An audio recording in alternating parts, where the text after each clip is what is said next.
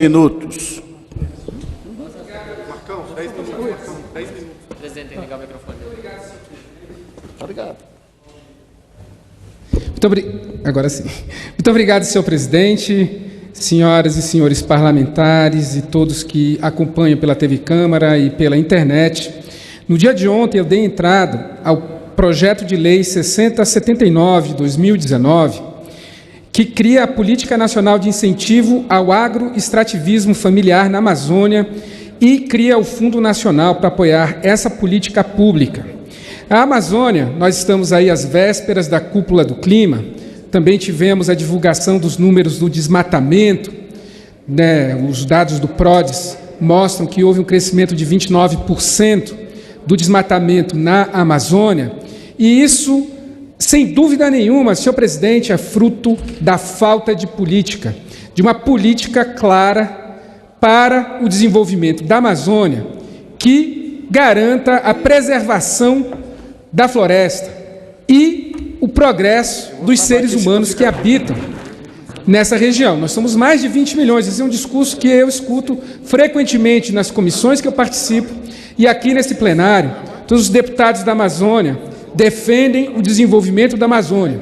Mas qual é o modelo de desenvolvimento adequado para a Amazônia? É claro que na pobreza nós não podemos ficar e não podemos permitir que a população da Amazônia sofra com o desemprego, com a precariedade, com a falta de serviços públicos, que é hoje um quadro geral nos estados da Amazônia. Nos últimos anos, nós tivemos um desenvolvimento do Nordeste, o Nordeste, inclusive, chegou em alguns anos a puxar o desenvolvimento brasileiro, inclusive industrial. Vários investimentos de grande porte foram feitos naquela região. No entanto, a Amazônia sempre é vista como uma região que não se consegue compreender, senhor presidente.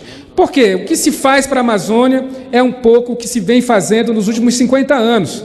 Os militares lá atrás decidiram que iam fazer grandes estradas para integrar e ocupar a Amazônia. E, de lá para cá, você vai um pouco para um lado, vai para o outro, mas as propostas continuam sendo as mesmas. Eu venho do estado, por exemplo, do Amapá, que nasce de um desmembramento do estado do Pará, determinado pelo presidente Getúlio Vargas, para a exploração do manganês. Em 1943, o Amapá foi desmembrado do estado do Pará, foi criado um território federal, foi criada toda uma estrutura federal naquele estado, pessoas vieram do Brasil inteiro, da mesma forma que vieram para construir Brasília, para promover o desenvolvimento daquela região, baseado na exploração de uma espécie de mineral, que era o manganês. E esse minério, evidentemente, a parte mais rica, de maior teor, se esgotou, e nós ficamos ali. Então, aí agora, o que fazemos aqui no Amapá? Temos um potencial madeireiro enorme, como o resto da Amazônia também tem, mas as políticas de desenvolvimento do setor florestal ainda são muito tímidas. Assim, nós temos aí algumas concessões florestais, mas lá no Amapá, por exemplo, nós não, apesar de termos uma floresta nacional, de termos uma floresta estadual, o governo do estado, desde a gestão em que eu fui governador, nós estamos trabalhando para isso. Mas, veja, ainda não conseguimos avançar na velocidade devida. Então, esse projeto, senhor presidente, ele vem exatamente no sentido de quê? De nós olharmos para a riqueza da Amazônia, mas não ficarmos esperando que o desenvolvimento aconteça por ele mesmo, porque a história do açaí, ela não vai se repetir de maneira tão fácil. Hoje o açaí é uma commodity, mas ele foi descoberto lá por surfistas americanos que se encantaram com aquela fruta, fizeram grandes investimentos, inclusive no meu estado do Amapá, e a partir daí passaram a exportar, e o açaí hoje é encontrado em qualquer país. Na maioria dos países desenvolvidos, você encontra lojas que vendem açaí. No centro-sul do Brasil, em qualquer esquina aqui em Brasília, você encontra o açaí. E quantos produtos iguais a esse nós poderíamos estar desenvolvendo, trabalhando e exportando? No entanto, faltam políticas para fomento, faltam políticas para capacitação da população, para financiamento, para fomento, para ciência e tecnologia e também uma coisa muito importante. O presidente Hildo Rocha é lá do estado do Maranhão, mas o estado do Maranhão é um estado grande, enfrenta os mesmos problemas que a Amazônia, lá a Amazônia legal, enfrenta, que são as grandes distâncias. nós estamos na Amazônia. Chegar de avião na Amazônia é, às vezes, mais caro do que ir para a Europa. Verdade. E para fazer o transporte da produção na Amazônia, então, é muito difícil. Primeiro, as nossas estradas são precárias, porque as nossas dimensões lá, as distâncias são enormes. Então, se não houver uma política que compreenda que o transporte da produção precisa ser subsidiado, como muitas vezes se subsidia o transporte dos produtos do próprio agronegócio, são subsidiados, eventualmente, quando esta necessidade se apresenta. Então, mas na Amazônia não tem.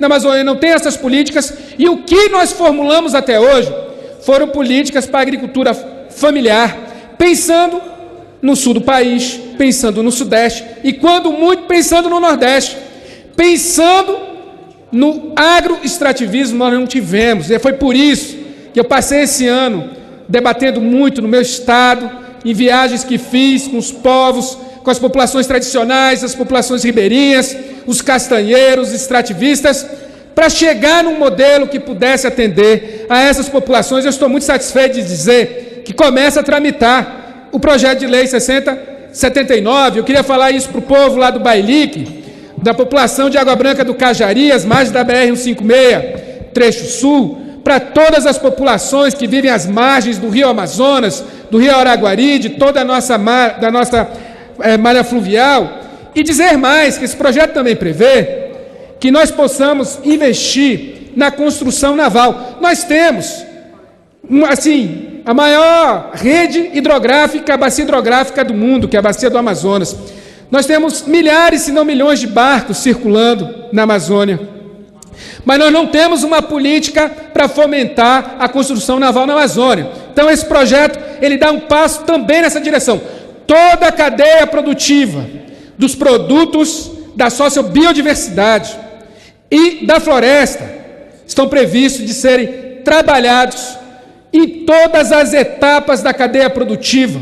Nós queremos uma política nacional de desenvolvimento para a Amazônia, pensando na Amazônia da maneira que ela é, e não tentando levar um modelo que se implantou numa outra região, que em nada se parece com a nossa, e tentar implantar lá na marra. Não é esse o caminho.